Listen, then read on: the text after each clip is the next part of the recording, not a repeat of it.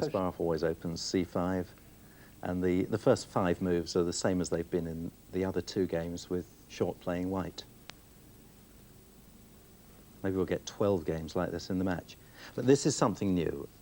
In the earlier games, Short brought out his other bishop to this square, which I think is the sharpest line against Black's system. Bishop here, perhaps the second sharpest. He's certainly willing to fight this man. He's not playing any of the more quiet options. Indeed, the criticism of Short has been he's been too ready to fight before, hasn't he? And he's been taking too many risks. Isn't that what people have been saying? Well, if you want to beat Kasparov, you have to take some risks. All right. I think Short believes that's the way you have to play with the white pieces. You must attack. You've got the initiative. Now, the pawn comes up here to stifle the bishop on this diagonal. And the whole question, the whole strategy of white is to try to open that diagonal again and use the bishop for an attack. At the moment, it drops back. And now the knight coming, what, maybe coming round here, perhaps even take the bishop. But that takes time.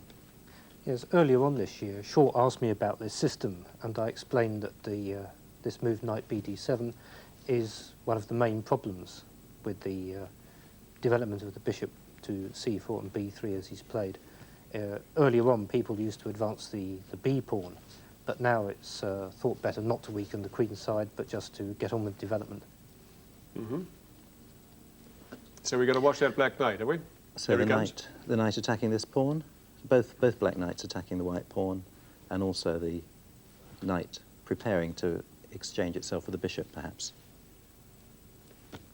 And Short just continuing with his plan of softening up this pawn, trying to get it to advance, to open, or to capture, to open the diagonal for his bishop.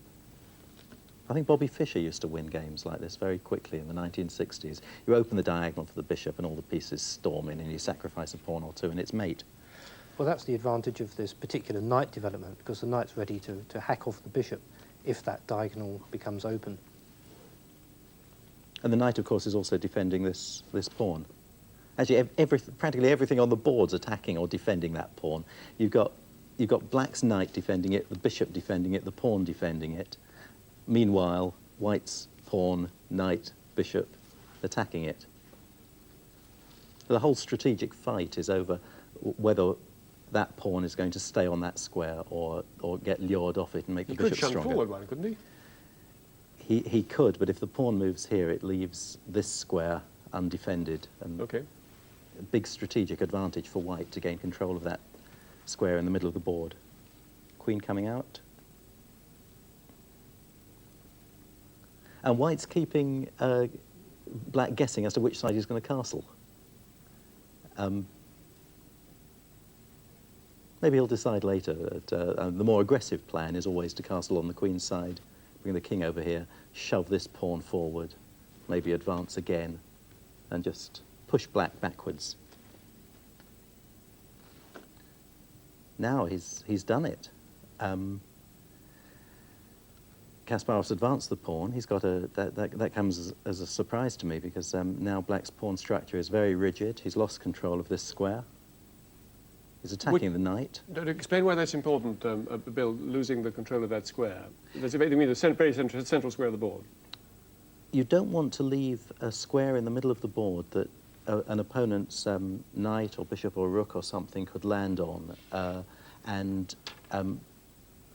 In the early stages of the game, the centre's the most important place, because you don't know where the action's going to happen, and you want pieces in the middle because they can go to all corners of the board from there. Even so, he sent Short's knight putting right back, isn't he? Yeah, but the knight can get active again in a few moves. This square is permanently weak. Well, it's a balance between time and strategic advantage. White has gained something in the long term, but black's gained time by attacking the white knight. And he'll have to use that quickly now. What was odd was that Kasparov now spent half an hour on his next move. And I find this very odd, because he played this absolutely crucial decision, crucial strategic decision, advancing the pawn. Short's knight went to the only square on the board available, and then he thought for half an hour over what to do next. That's unnatural. Well, I think the explanation for that is that the move he's just played, this advance of the pawn on the queen side, has never been played before. Previously, black had always taken the bishop on b3 with his knight and then pushed the queenside pawn. So this is an innovation. It's the first time it's been played, and probably he wanted to check it in his own mind before he proceeded along this novel course. Now, that kind of innovation is a thing that puts the scares up the opponent, is it? Where you think, my goodness, I've never seen that before.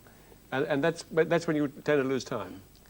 Well, it is, and part of it is uncertainty. You don't know whether it's a bluff or whether it's something that's been analysed for days and weeks by the opposing team. Well, what do you think? What do you think Kasparov's up? Is it bluff by Kasparov? What do you think?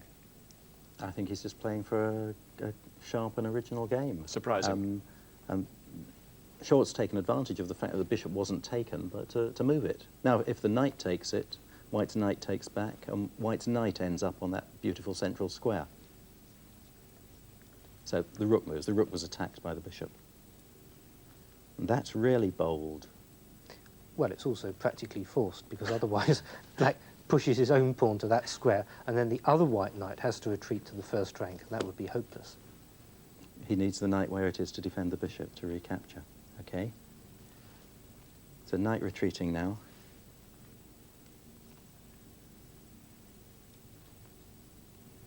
Now he takes the bishop. Knight recapturing. The whole battle really now revolves about this central square d5. White's going to reinforce it with his other knight and with a rook, and black's going to try to demolish the chain of white pieces defending that square with his bishop. He'll bring the other knight round to attack it. So the whole battle is over the control of this one square. Setting up for some carnage. It's all happening exactly as you said. Everything attacking or defending this knight. So we can expect, yes, a lot of exchanges on that square.